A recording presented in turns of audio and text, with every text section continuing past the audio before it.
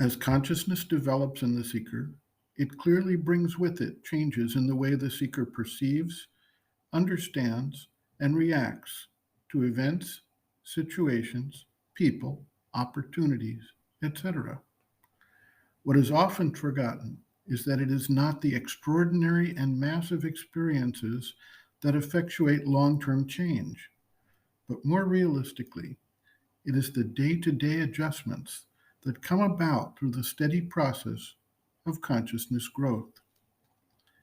As the seeker becomes more in touch with the inner psychic being, he experiences aspiration, devotion, compassion, empathy, peace, deeper understanding of the relationships that are expressive of the unity of the world, and more. These things come as experiences, insights, openings that in many cases are dramatically different than the way the egoistic personality of that individual has responded in the past.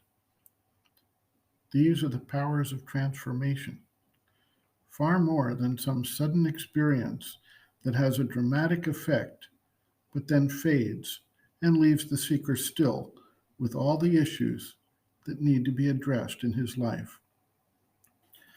The mother observes, quote, however, in the normal course, to the degree that you progress inwardly, every step that you take towards the true consciousness is accompanied by a certain number of experiences corresponding to it, which allow you to understand the situation you are in.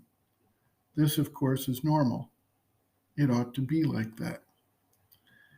But these usually are not such sensational experiences as to be made much of.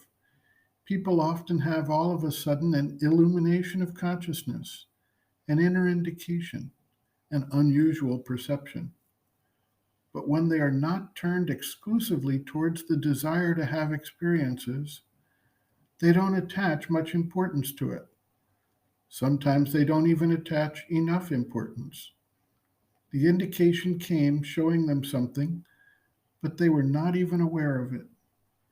Yet it is not these things which give you the impression that you are living in a wonderful world. These things are quite normal.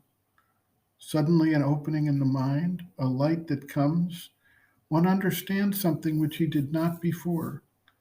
You take that for a very natural phenomenon, but it is a spiritual experience. Or the clear seeing of a situation, the understanding of what is happening in oneself, of the state one is in, the indication of the exact progress one ought to make of the thing that's to be corrected. This too is an experience, and an experience that comes from within. It is indication given to you by the psychic. People take this also as quite a natural fact. They do not attach any importance to it. End quote. Reference Sri Aurobindo and the Mother, Growing Within, The Psychology of Inner Development, Chapter 7, Growth of Consciousness, Inner Experiences, pages 128 to 129.